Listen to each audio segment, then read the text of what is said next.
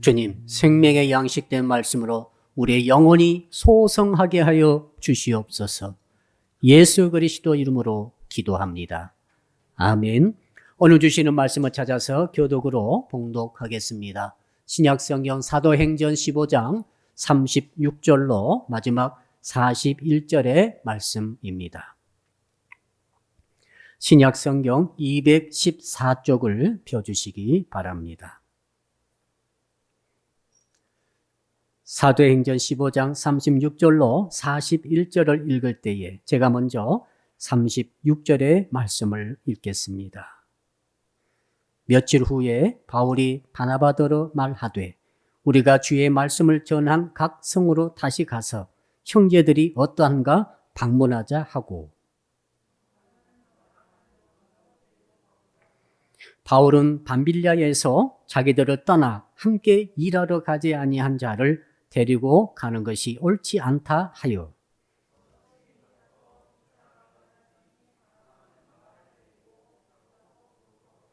바울은 신라를 택한 후에 형제들에게 주의 은혜의 부탁함을 받고 떠나 길리기아로 다니며 교회들을 견고하게 하니라.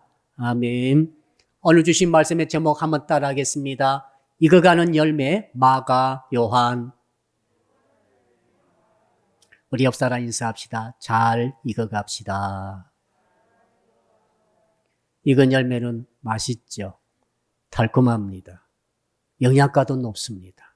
고가에 또 값어치도 받을 수 있습니다. 그리고 외모도 아름답습니다. 아주 화려하죠. 그래서 우리가 선물할 때는 잘 익은 열매를 선물하게 됩니다. 이에 비해서 덜 익은 열매는 떫습니다. 맛이 없습니다. 그리고 덜 익어서 색깔도 푸르딩딩합니다. 흉측합니다. 더 나아가서 값어치도 나가지 않습니다. 영양가도 없는데 거기다가 독성까지 있습니다. 자, 이렇게 큰 차이가 있습니다만 그런데 우리 덜 익은 열매에 대해서 한번 생각해 봅시다. 덜 익은 열매가 익은 열매가 되는 것이죠. 모든 익은 열매들은 지금 아름답다 할지라도 어디서 왔습니까? 덜 익은 열매에서 온 것입니다. 익어는 과정을 통해서 익은 열매가 된 것이지 처음부터 익은 열매는 없습니다. 그러므로 무슨 뜻입니까? 우리는 덜 익은 열매를 익은 열매 이상으로 귀하게 여겨야 합니다. 익어가는 과정에 있는 열매라 할지라도 비록 색깔도 나지 않고 향기도 없고 맛도 없고 독성까지 있지만은 떨기만 하지만은 그 덜 익은 열매에 대해서 우리는 귀한 마음을 가지고 대해야 할 줄로 믿습니다. 왜요? 그 덜 익은 게 결국은 익은 열매가 되기 때문에 그렇습니다. 무슨 말입니까? 여러분 주변에 덜 익은 열매와 같은 사람이 있을 것입니다. 냄새가 납니다. 떫습니다. 민폐를 끼칩니다. 하는 짓이 사람 짓 같지 않습니다. 덜 익어서 그렇습니다. 그 사람을 만날 때마다 우리는 어떤 생각 가져야 됩니까? 아, 저 사람이 아직 덜 익었구나. 그런데 만일 하나님께서 은혜 주셔서 저 덜 익은 인생이 익은 열매가 된다고 한다면은 얼마나 많은 유익을 끼칠 수 있을 것인가. 이걸 바라보고 기대하며 믿으라고 주께서 오늘 말씀하고 있습니다. 목사님, 왜 그렇게 말씀하십니까? 사람은 변하지 않습니다. 사람은 한번 틀리면 끝까지 틀리더라고요. 그런데 어떻게 자꾸 그렇게 익은 열매처럼 대하라고 하십니까? 라고 하시는 말씀이 있습니다. 틀린 말은 아니라고 저는 생각합니다. 사람이 변화되기가 어렵습니다. 그런데 동시에 그 말도 맞지는 않다고 생각합니다. 왜 그런가 하면 오늘 하나님께서 말씀을 통해서 우리에게 주신 메시지가 그와 같기 때문에 그렇습니다. 사람 같지 않는 사람, 사람이라면 해서는 안 될 짓을 한 사람이 오늘 말씀의 주인공입니다. 마가 요한입니다. 마가 요한은 떠럽기가 그지없는 사람이었습니다. 마가 요한은 민폐를 끼쳤습니다. 마가 요한은 정말로 받은 은혜를 갚지 못했습니다. 정말 마가 요한은 익지 못한 열매에 불과했습니다. 그런데 하나님께서 성경, 신약 성경 여러 군데에서 마가 요한에 대해서 말씀하고 있습니다. 그리고 우리가 그의 삶을, 스토리를 통해서 우리에게 메시지를 주고 계십니다. 오늘 그것을 받아 누릴 수 있기를 축복합니다. 우선 이 읽지 못한 덜 익은 마가 요한의 모습이 어떤 것이었던가 한번 살펴보겠는데, 그는 사람이라면 해서는 안 될 짓을 두 가지를 연거푸했습니다. 그게 어떤 짓이었는가? 첫째는 한번 따라할까요? 알몸으로 도망을 쳤습니다. 여러분, 알몸으로 도망치면 됩니까? 사람이 할 짓이 아니잖아요. 그런데 성경에는 이 이야기가 나와 있어요. 자, 우리 주님께서 겟세마네 동산에서 기도하신 후에 이제 그 몰려온 무리들에게 체포되셨어요.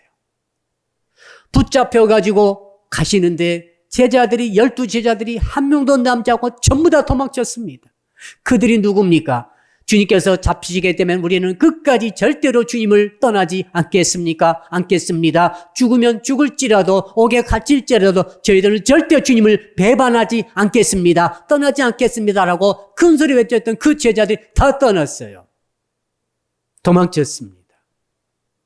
근데 마가복음에서, 마가 요한이 적은 마가복음에서만 특별한 사건이 기록되고 있습니다. 그런 일이 있을 때에 해프닝이 있었다는 것입니다.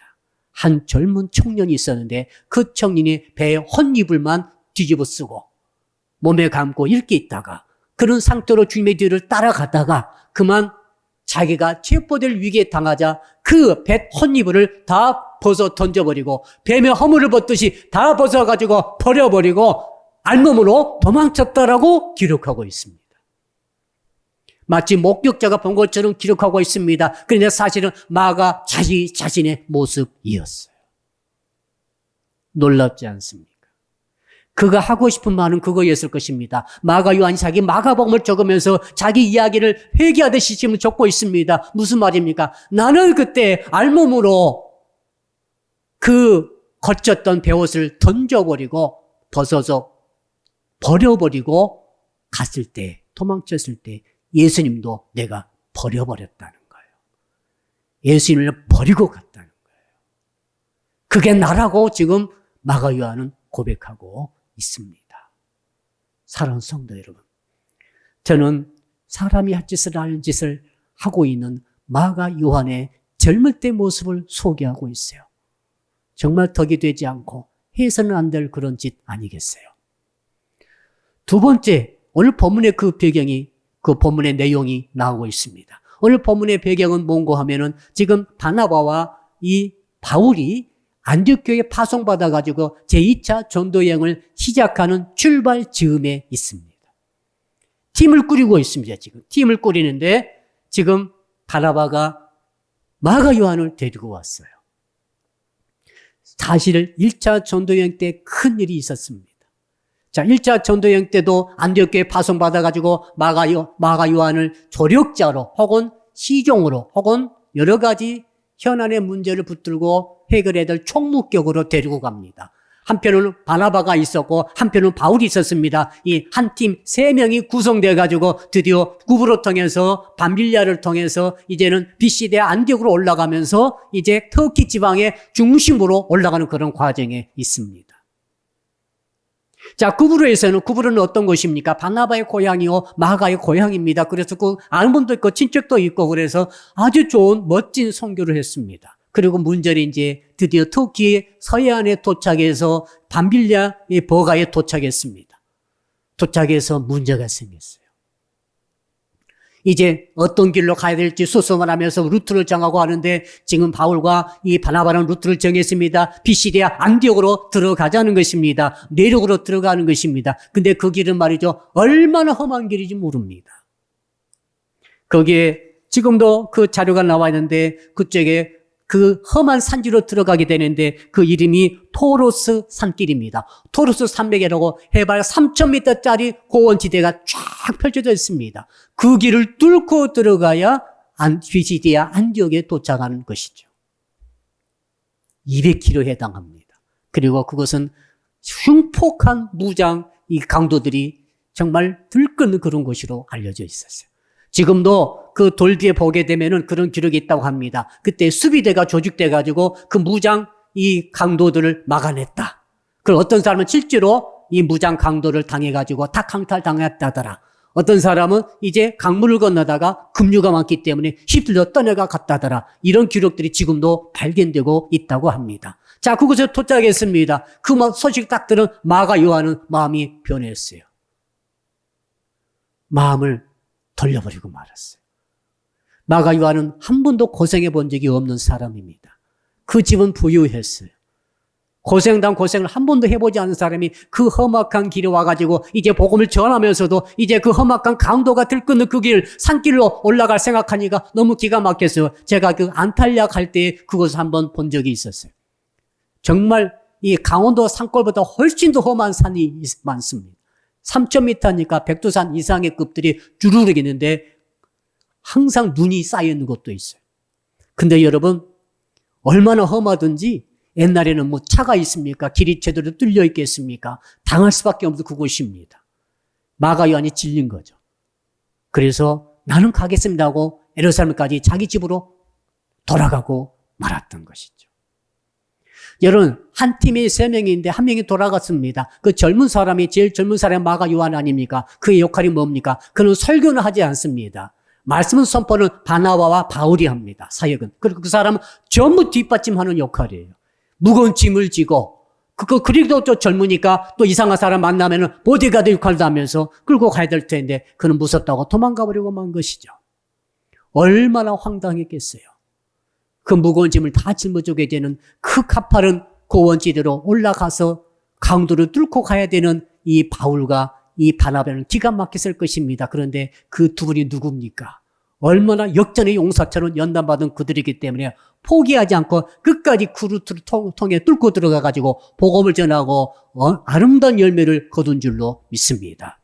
이 일이 2년 전에 있었던 거예요. 2년 후에 드디어 2차 전도여행 갈 때 바나바가 그 마가 요한을 다시 데리고 오므로 바울이 말합니다. 안 된다고 잘라버렸어요. 39절 한번 읽어볼까요? 여러분 39절 시작. 서로 심히 다투어 피차 갈라서니 바나바는 버가를 데리고 배 타고 구브로로 가고. 자, 38절도 읽어봅시다. 시작. 바울은 밤빌리아에서 자기들을 떠나 함께 일하러 가지 아니한 자를 데리고 가는 것이 옳지 않다 하여 다른 세번역에 보니까 바로 자기들을 버린 자라고 표현되어 있어요.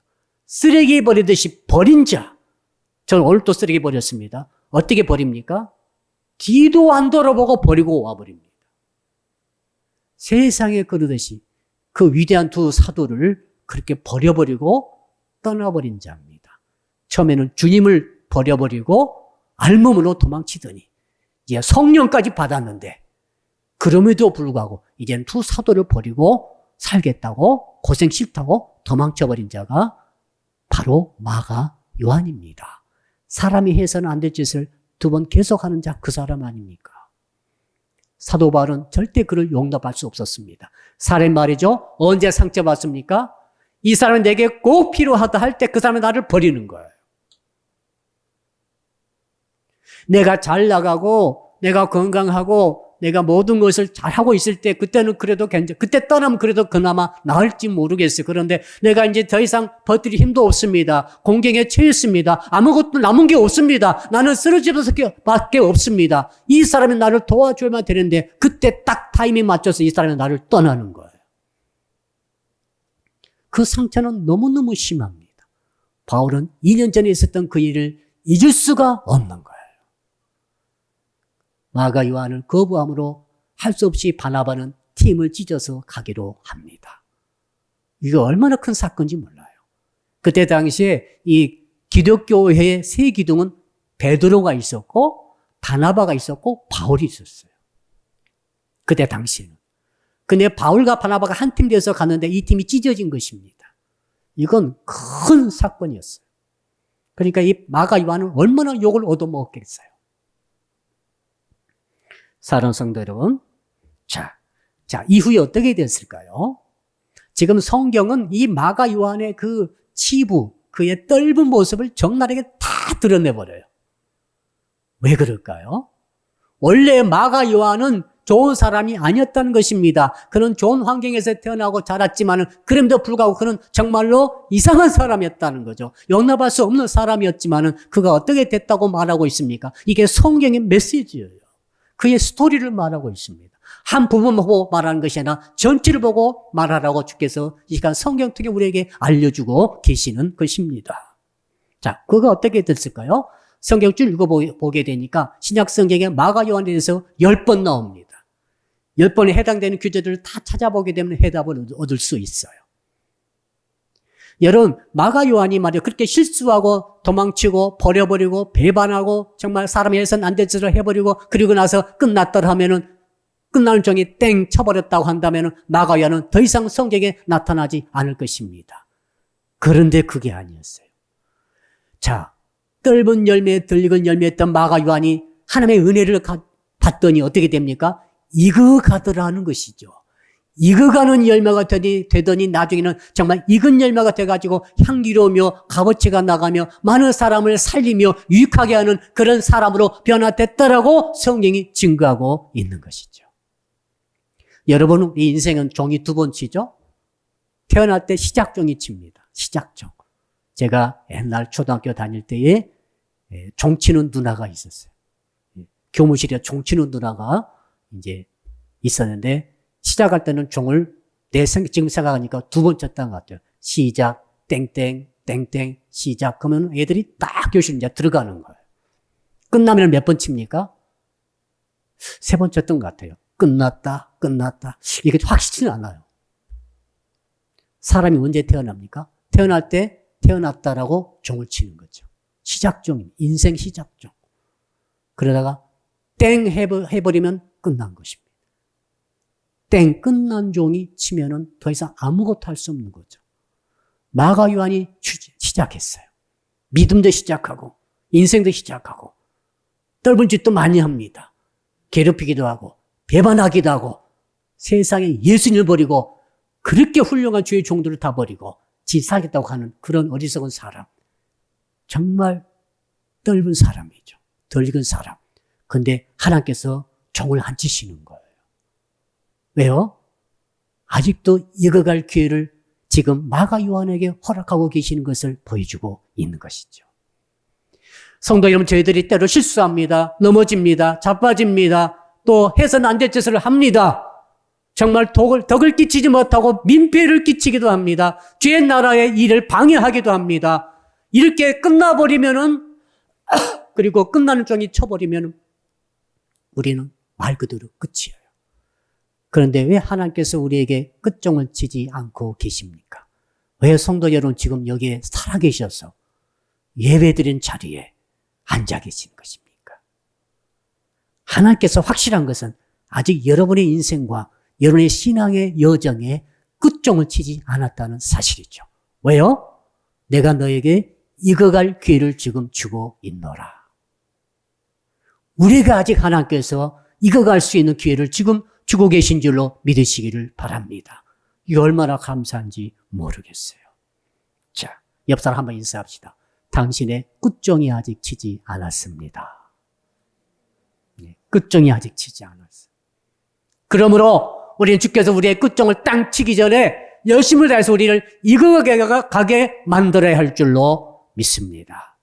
자, 그렇다면 정말 중요한 게 있죠. 혹시 여러분 옆에 이상한 사람, 덜 익은 사람, 값어치가 하나도 없는 짓만 골라하는 사람, 민폐를 끼치는 사람, 오히려 주의 일을 가로막는 사람이 있을 때 어떻게 생각해야 되겠습니까? 아, 이거 쓰레기 같은 사람이라 버려야지. 이게 아니죠. 주께서 우리에 대하듯이 아, 하나님께서 이 사람 아직 끝종을 안 치셨네. 그러므로 주께서 끝종을 치시기 전에 이 사람에게 하나님께서 지금 익어갈 기회를 주고 계시는구나. 이렇게 그 사람을 봐야 할 줄로 믿습니다. 이게 올바른 방향 아니겠습니까? 왜요? 우리가 그런 취급을 하나님부터 지금 받고 있지 않습니까? 그러므로 우리도 옆에 있는 그런 사람들에게 대해서 기회를 줘야 하지 않겠습니까? 하나님이 기회 주시고 계시는데 왜 나는 기회를 안 주는 거예요? 자, 정말 이제는 중요한 내용에 들어가 보겠습니다. 어제 제가 문자를 드렸어요. 환경이 좋은 곳에서 태어나서 좋은 여건 환경 속에 자란 사람이 좋은 사람이 되는 것인가? 맞기도 하지만 틀리기도 하다고 그랬어요. 자, 그렇다면 반대로 환경이 너무 안 좋아요. 정말 부러운 환경 속에 태어나서 정말 아무것도 제대로 배우지도 못한 환경에 태어난 사람이 아주 악한 사람이 되는가? 맞기도 하고 틀리기도 하다고 그랬어요. 오히려 좋은 환경에서 정말 기가 막힌 여건 속에서 뭐 할 것 다 하고 공급받고 그렇게 자랐던 그 사람이 형편없는 사람이 되는 경우가 의외로 많다는 것을 말씀을 드리고, 그리고 실제 현상에서 많이 일어나고 있어요. 마가 요한은 말이죠. 저는 마가 요한처럼 그렇게 기가 막히게 복된 환경 속에 태어난 사람을 본 적이 없어요. 신약 성경 가운데 최고의 환경 속에서 영적인 환경, 재정적인 환경, 가정적인 환경 속에 보호받고 성장하고 배우고 훈련받은 사람은 마가 요한밖에 없다고 저는 생각되더라고요. 왜요? 마가 요한은 원래 어머니의 고향은 구브로였죠. 키프로스입니다. 저도 한 번은 가보고 싶더라고요. 키프로스를. 거기에 바나바가 삼촌 아닙니까? 마리아가 어머니고 바나바가 삼촌이고 전부 다 형제들 아닙니까? 거기에서 마가 요한은 아마도 그곳에서 어릴 때 태어났던지 아니면 예루살렘으로 이사 와가지고 태어났어요. 왜 예루살렘에 이사 왔겠어요? 구약 시대 때 너무 여호와 하나님을 잘 믿는 것입니다. 신실한 신앙을 가졌어요. 그래서 마가 요한을 태어났을 때 이름을 마가 요한 지읍니다. 원래는 유대식으로는 요한이죠. 은혜가 충만한 자, 은혜가 있는 자, 은혜 받을 자, 그런 뜻입니다. 요한. 마가는 로마식 이름이에요. 망치란 뜻이에요. 이 이름 지은 것만 보더라도 이 마가 요한의 집안 어머니 아버지는 믿음이 아주 좋으신 분이고 그 삼촌도 정말로 훌륭한 분이죠. 거기다가 이 마리아는 말이죠. 예루살렘에 큰 저택을 가지고 있었어요. 무려 120명이 들어가는 다락방을 갖고 있었어요. 자, 그러니까 그 집이 얼마나 컸겠어요. 그러니까 저택이라 이 말입니다. 저 강남구에 저택을 가지고 있는 거예요. 예를 들어서. 물질적으로 부족함이 하나도 없는 사람입니다. 나중에 바나바도 부자였죠. 교회를 세울 때 많은 자기의 부동산을, 땅을 헌금으로 내놓은 사람이 바나바 아닙니까? 그 집안이 부자예요. 거기다가 믿음이 얼마나 좋은지 모릅니다. 거기다 그 삼촌이 훌륭한 분이었지 않습니까? 사도가 아님에도 불구하고 사도로 칭해질 정도로 훌륭했어요. 12사도가 다 인정한 지도자가 바나바입니다. 그 안디옥 교회 선교사로 초대 목사로 파송되지 않겠습니까? 그 밑에서 성장한 사람이 마가 요한이에요. 마가 요한은 자기 다락방에 지낼 때 어떤 일이 있었습니까? 예수께서 하루는 오시더니 예수의 제자들과 오시더니 최후의 만찬을 버리시는 거예요. 세족식을 하시는 거예요. 그걸 본 사람이 마가 요한이에요. 이렇게까지 젊은 사람이 가까이에서 주의 은혜를 받고 주님을 만나고 훌륭한 사람 밑에서 양육받는 사람이 어디 있습니까? 물질적으로 부족합니까? 신앙의 열정이 부족합니까? 부모가 부족한 사람이니까 신앙적으로 완벽한 사람이에요. 그런데 하는 짓은 예수님을 버리고 도망가는 것이죠. 알몸으로.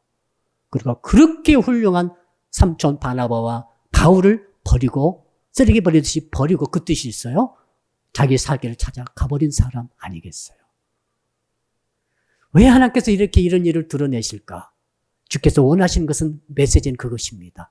너는 결과를 보지 말고 처음을 보지 말고 처음과 결과를 이어지는 과정을 보라. 한번 따라합시다. 익어가는 과정이 중요합니다. 자, 바나바는 이거 같다는 바나바를 통해서 혹은 또 다른 사람을 통해서 이 마가 요한은 이거 간 것이죠. 이거는 모습을 성경에 자세히 적고 있어요. 그래서 제가 찾아봤습니다. 어떻게 해서 이렇게 덜리건 떫은맛 나는 이 마가 요한이 아주 이건 훌륭한 마가 요한이 될 수가 있었을까? 몇 가지 요인이 있었습니다. 첫째 요인은 뭔가 하면은 한번 따라 할까요? 바나바의 밀어주는 지지를 받았기 때문입니다. 1차 전도 여행 때 배신하고 자기들을 버리고 떠나버린 이 자기 조카의 모습 보면서 바나바는 가슴으로 울었을 것입니다. 그리고 바울은 정말로 화가 났을 것입니다. 상처가 됐을 것입니다. 2년이 지났습니다. 마가 요한을 바나바가 다시 달려가지고 데리고 오는 거예요. 나는 가야 한다는 거예요. 나는 네 편이라는 거죠. 내가 너를 끝까지 지지하리라. 지금 바나바가 마가 요한에 대해서 갖고 있는 이 태도가 너무너무 중요합니다. 그 태도가 어떤 태도이죠? 내가 너를 용서한다. 그리고 내가 너를 끝까지 지지해 주겠다. 그러므로 너는 나랑 같이 사역을 가야 한다. 여러분, 이제 마가 요한이 그런 소문이 퍼졌을 것 아닙니까? 저가 저렇게 훌륭한 사도 두 분을 다 버리고 배신하고 도망갔다더라 퍼져가지고 누구도 그를 쓰려고 하지 않는 거예요. 누구도 그를 필요로 부르지 않습니다. 누가 부르겠어요? 저 사람 또 일단 유사시에 다 팽개치고 도망갈 사람이다. 근데 바나바는 그렇지 않았어요. 그를 끝까지 용서하며 끝까지 지지해주며 끝까지 밀어주는 일을 바나바가 한 줄로 믿습니다. 이 지지가 바로 마가 요한을 익어가게 만든 거예요. 사랑하는 성도 여러분, 결국 우리 성도님들이 저를 포함해서 우리 인생들이 익어가려면 꼭 필요한 게 있어요. 나를 어떤 사태, 사건, 어떤 악담, 어떤 단점, 어떤 실족, 어떤 넘어짐 속에서도 어떤 사람이 해서는 안 돼서 했다 할지라도 나를 끝까지 지지해주는 사람이 우리에게는 필요해요. 그 사람이 있어야 돼요. 그 사람이 있어야 이 사람은 익어가는 거예요. 혹시 익어가지 못한 성도도 있다고 한다면 그런 사람이 없기 때문일 수 있어요. 어떻게 그런 사람을 만날 수가 있겠습니까? 교회가 그 현장이 아니겠어요. 또 한번 바꿔 생각해 봅시다. 저는 성도 여러분에게 주께서 이 질문을 지금 던지신다고 믿습니다. 너는 너를 끝까지 지지해줄 사람을 누구를 갖고 있느냐? 이렇게 물으시는 것 같아요. 너를 지금 끝까지 지지해준 자, 네 편에 대해서 끝까지 밀어줄 수 있는 자가 누구더냐? 그런 사람을 너는 갖고 있느냐고 물으시고, 두 번째 질문입니다. 너는 누구를 끝까지 용서하면서 그의 단점에도 불구하고 지지해주고 밀어준 사람을 갖고 있느냐? 내가 지지를 받을 뿐만 아니라 우리는 지지를 해줘야 합니다. 그 지지해주는 것이 사람을 키우는 거예요. 그것이 바로 그 사람을 덜 익은 열매에서 익은 열매로 바꿔주는 놀라운 역사인 것입니다. 이 은혜가 있기를 주 이름으로 축복합니다. 두 번째로 이 마가 요한을 익어가게 만들었던 요소가 있습니다. 한번 따라할까요? 베드로의 영적 아들이 되었기 때문입니다. 베드로는 초대교회 지도자예요. 이건 비교할 대상이 없어요. 제자 공동체 시절부터 베드로가 발군의 지도자였습니다. 그런 가장 앞장서서 모든 것을 했던 사람이에요.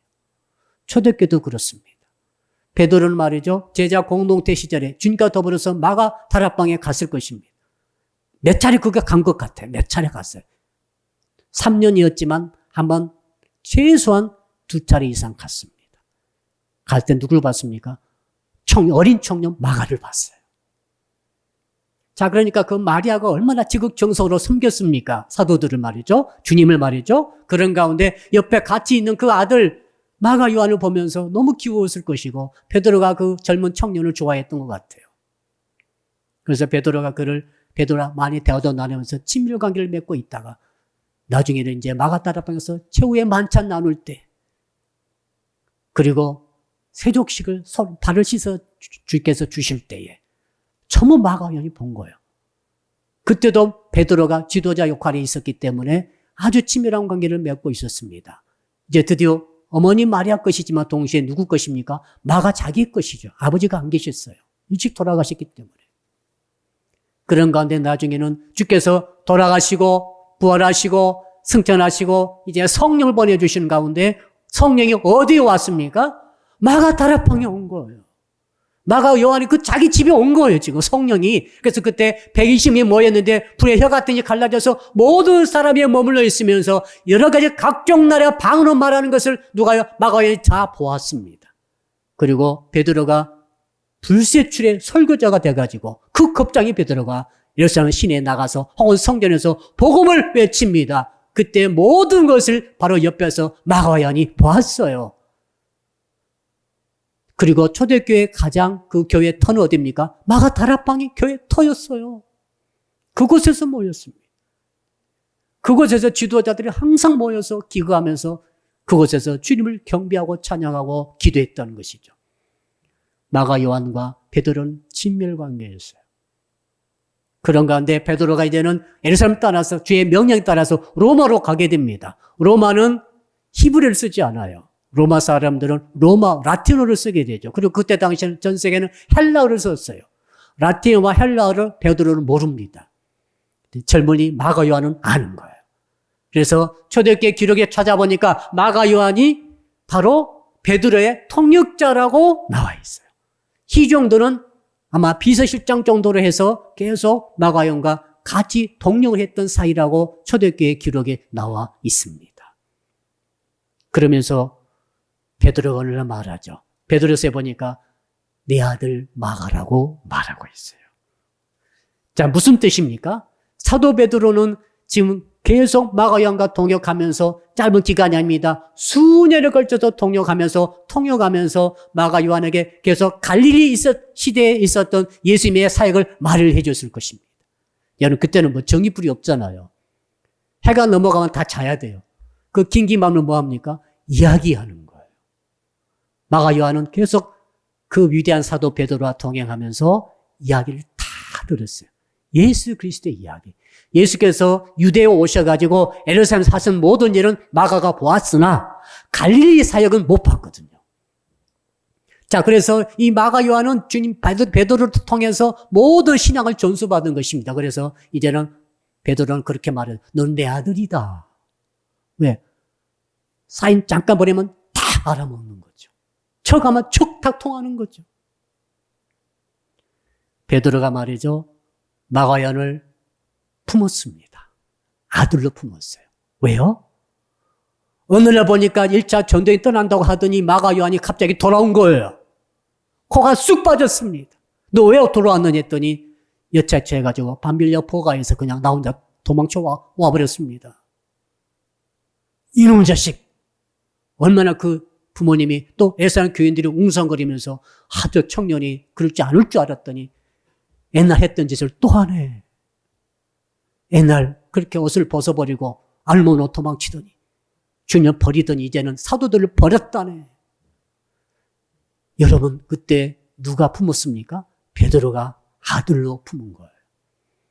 요거도 먹고 있는 마가 요한. 누구도 이제 살자로 초청해 주지 않은 마가 요한을 베드로가 품은 것입니다. 수석 사도가 품어버리니까 누가 뭐라 하겠어요? 그리고 그를 직접 데리고 다니면서 사역을 했던 것입니다. 사랑하는 성도 여러분, 이것이 마가 요한을 잊어버리게 만든 귀한 역사인 줄로 믿습니다. 저는 오늘 말씀을 통해서 주께서 우리에게 묻고 계신다고 저는 생각이 들었어요. 주께서 이렇게 물으시는 것 같아요. 야, 너는 누구를 용서하며 누구를 너의 아들로 딸로 품고 있느냐? 또 이렇게 물으시는 것 같아요. 야, 누가 너를 아들로 딸로 품어주는 사람이 있느냐? 우리 두 분이 다 있어야 되죠. 한편으로는 나를, 여러분을 품어줄 사람이 필요해요. 영적 아비와 영적 어미가 되어서 허물짐에도 불구하고 떫은 맛을 내는 비인격적임에도 불구하고 끝까지 아기를 품듯이 품어서 키우듯이 그런 영적 아비와 어미가 필요합니다. 그냥 예배만 왔다 갔다 하는 게 아니에요. 그렇게 익은 열매가 되는 게 아니란 말입니다. 또 한편으로는 이제 네가 누군가 그의 허물짐에도 불구하고 그의 떫은 맛에도 불구하고 그가 해서는 안 될 짓을 했음에도 불구하고 그를 아기처럼 너의 아들과 딸로 품에 안고 가지 않겠니? 라고 주님이 물으신 것으로 저는 생각이 되었어요. 이 은혜가 있기를 주님으로 축복합니다. 가장 좋은 환경은 교회인 것이죠. 세 번째로 바울은 어떻게 됐을까요? 여러분, 이제 그 후로 10년이 지났습니다. 자, 그러니까 마가 요한은 바울이 잘라버린 지 벌써 10년이 지났고 그 사이에 10년 기간 동안에 마가 요한은 베드로와 사역을 한 거였어요. 홀려 버려두지 않았습니다. 그리고 10년 후에 만났는데 어디서 만났는가 하면 로마에서 만납니다. 그때 바울이 감옥 속에 있었어요. 여러분 마가 요한이 고생 안 해봐가지고 얼마나 지금 겁이 많습니까? 두려움도 많고 고생을 질색여요. 근데 감옥 안에 들어왔어요. 그때 당시에 감옥 시스템 그와 같았다고 합니다. 누군가가 도와주지 않으면 감옥에 있는 사람은 굶어 죽는 거예요. 가족이 돌봐줘야 돼요. 누군가 돈을 넣든지 뭐 사람을 보내든지 누군가 도와줘야 되는데 바울을 누가 뒀습니까? 바로 마가 요한이 가가지고 같이 옥살이를 하면서 바울을 늙은 바울, 병든 바울입니다. 죽음을 기다리는 바울을 희중된 줄로 믿습니다. 그때 바울이 이렇게 말하죠. 바울의 선입견이 확 바뀌어요. 우리 한국 분들은 선입견이 잘 안 바뀌죠. 저 사람은 이런 사람이야. 저 사람은 저런 사람이야. 그 죽을 때까지 그 선입견을 갖고 가기 쉬운데 바울도 그런 사람의 일종인데 완전히 선입견이 바뀌어버립니다. 마가가 바뀐 거예요. 그때는 떫은 맛만 나던 마가가 완전히 익은 열매가 돼가지고 자기의 충성들은 희종들은 자가 되어 있다 이 말 아니겠어요. 그래서 골로새서 4장 보니까 이렇게 말합니다. 나와 함께 갇힌 자 아리스다고와 바나바의 생질 마가와 이 마가에 대하여 너희가 영을 받았음에 그가 이르거든 영접하라. 이들만은 하나님의 나라를 위하여 함께 역사하는 자들이니 이런 사람들이 나의 위로가 되었느니라. 힘이 빠져가고 죽을 날이 다가오며 병들어버린 갇힌 자 된 사도 바울. 그를 위로한 자가 누군지 아십니까? 바로 마가 요한이에요. 이건 정말 고생스러운 길이었어요. 근데 마가가 열매가 익어간 거죠. 여러분 사도 바울은 또 이렇게 말합니다. 자기의 마지막 책이 디모데후서 4장 11절이요. 그 마지막 책 이제 곧 순교합니다. 곧 목이 잘리네 그 전에 썼던 책 거기에 이렇게 말합니다. 누가만 나와 함께 있느니라. 다 떠났어요. 그러면서 이렇게 말합니다. 네가 디모데야 네가 올 때 너 혼자 오지 말고 마가를 데리고 오라. 왜요? 그가 나의 일에 유익하니라. 하나님의 나라 일에 사도 바울은 그 감옥 속에서 죽기 전에 편지를 막 쓰는 사역을 했던 것 같아요. 급하잖아요. 이제는 남기고 가야 되는데 그래서 그때 4권의 옥중 서신을 쓰지 않겠습니까? 일이 바빠요. 그런데 누가 유능한 사람 필요한데 생각하니까 마가 요한보다 더 유능한 사람이 없는 거예요. 그를 빨리 데리고 오라. 그가 나에게 나의 일에 사역에 하나님 나라의 확장에 유익하니라. 여러분 어느 사이에 마가가 이렇게 변했습니까? 익은 열매가 된 거죠. 자, 이제 말씀의 결론을 내려보겠습니다. 가장 중요한 것은 마가는 말이죠. 마가복음을 썼다는 사실이에요. 한번 따라할까요? 마가복음을 마가가 썼습니다. 마가보다 더 예수 그리스도의 생애를 지필하는 사람은 더 적당한 사람은 없었어요. 마가가 최초로 복음서 중에 마가복음을 씁니다. 왜요? 모든 이야기 갈릴리 사건 베드로부터 다 들었고 다 적어놨어요. 그리고 유대 사역은 거의 대부분 마가가 직접 다 봤어요. 성령 강림을 직접 체험했어요. 자기 집이 초대 교회였어요. 마가보다 더 정확한 사람 없어요. 그 하나님께서 마가를 시키신 거죠. 예수 그리스도의 생애를 기록하라고 시키신 거예요. 마가는 짧게 16장을 씁니다. 근데 간결하면서도 핵심적인 내용 예수님의 액션 중심으로 쓰게 됩니다. 얼마나 은혜가 되는지 몰라요. 중요한 것은 이 마가복음이 나온 뒤로 마태와 누가와 요한이 복음서를 또 쓰죠. 누가복음, 마태복음, 요한복음은 그때 어떤 책이 있었어요? 이미 마가복음이 나와 있었어요. 그러니까 마가복음이 자기 틀이 된 거죠. 마가복음 통해서 앞으로 누가는 누가 방식으로, 요한은 요한 방식으로, 마태는 마태 방식으로 대상자를 달리해서 복음서를 쓴 줄로 믿습니다. 그러니까 하나님의 나라가 말이죠. 마가복음 통해서 엄청나게 확장되고 틀의 기초를 잡은 역할을 했다는 것이죠. 얼마나 위대한 일을 했습니까? 알몸으로 도망쳤던 그 사나이가 위대한 사도 필요 없다고 도망가버린 그 사람이 하나님의 은혜로 베드로 같은 아들로 품어주는 그 품 속에서 성장하더니 바나바처럼 끝까지 지지해주고 용서해주는 그런 지지를 받더니 익은 열매 되어서 사도 바울의 역할을 얼마나 유익되게 하며 그를 위로해 줄 수 있는 이런 사랑으로 변화된 줄로 믿습니다. 저는 사랑빛교회와 성도 여러분들이 이 은혜가 가득하시기를 주 이름으로 축복합니다. 이제 말씀 붙들고 주여 부르고 1분만 기도하겠습니다. 주여 아버지 하나님 감사합니다. 익어가는 열매 마가 요한에 대해서 말씀 주시니 감사합니다. 아버지 참으로 뜰분만 나는 익지 못한 덜익은 열매 마가 요한이 어떻게 이렇게 익은 열매가 되었나이까. 참으로 민폐를 끼치며 명예를 더럽히며 예수님을 버리고 도망쳐버리고 알몸으로 도망치며 더 나아가 위대한 사도 바나바와 바울도 내팽개쳐주고 쓰레기 버리듯이 버리던 그 사람이 어떻게 이렇게 변화가 되었습니까? 아버지 끝까지 지지해주며 끝까지 국편이 되어지며 끝까지 계속 그를 끌고 갔던 바나바의 그 사랑, 그 지지 때문에 그렇게 변화된 줄로 믿습니다. 주여 저희들도 누군가로부터 지지를 받게 하시되 우리가 누구를 지지해주게 하여 주시옵소서. 또 베드로가 그를 아들로 삼아서 그의 소외당하고 그의 죄를 짓고 낙심해서 천만도란 그를 끝까지 아들로 품고 그를 사역자로 키운 줄로 믿습니다. 아버지 하나님 저희들도 누구로부터 아들처럼 딸처럼 보살핌 받을 수 있는 영적 어미와 아비가 있게 하여 주시옵소서. 더 나아가서 아버지 우리도 누군가를 영적 아비가 어미가 되어서 품에 안고 키워줄 수 있는 사역자들이 되게 하여 주시옵소서. 그래서 하나님의 일을 유익되게 하며 바울이 고백했듯이 위로를 줄 수 있는 아름다운 주의 자녀들이 양산되는 사랑의 교회가 되게 하여 주시옵소서. 감사드리며 예수 그리스도 이름으로 간절히 기도드리옵나이다. 아멘. 이제는 내 편이 되어주셔서 끝까지 지지해 주시며 나를 아들로 딸로 품어서 키워주시는 우리 주 예수 그리스도의 은혜와 독생자 보내주신 하나님 아버지의 극진하신 사랑하심과 지금도 우리 가운데 살아계셔서 이제는 익어가는 열매가 되어서 하나님의 나라에 유익되게 하고 그리고 주의 종들을 위로하라고 말씀해 주시는 성령의 교통하심이 오늘 말씀 듣고 결단하며 감사하는 오늘 여기에 모이신 모든 분들 머리머리 위에와 그리고 각각 초소에서 오늘 한 통에 예배하시는 모든 주의 백성들 머리머리 위에 그리고 사랑빛교회 전체 위에와 해외에 있으며 군에 있으며 평상에 있으며 출타 중에 있는 형제자매 위에 그리고 이 나라와 민족과 세계 위에 이제로부터 영원토록 함께 하옵시기를 간절히 축원하옵나이다. 아멘.